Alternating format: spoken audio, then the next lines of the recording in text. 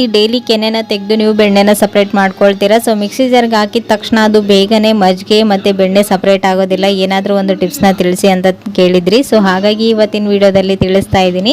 So ಮೊದಲಿಗೆ ನೀವು ಈ ಒಂದು ಕೆನೆನ ಮಿಕ್ಸಿ ಜಾರ್ಗೆ ಹಾಕ್ಕೊಂಡು ಡ್ರೈ ಆಗಿನೇ ಒಂದ್ಸರಿ ಈ ರೀತಿ ಗ್ರೈಂಡ್ ಮಾಡ್ಕೊಳ್ಬೇಕು. ನಂತರ ಇದಕ್ಕೆ ಕೋಲ್ಡ್ ವಾಟರ್ನ ಹಾಕಬೇಕು. ಕೋಲ್ಡ್ ವಾಟರ್ನ ಹಾಕಿ ಜಸ್ಟ್ 2 ಮಿನಿಟ್ಸ್ ಇದನ್ನು ಗ್ರೈಂಡ್ ಮಾಡಿಕೊಂಡ್ರೆ ಸಾಕು.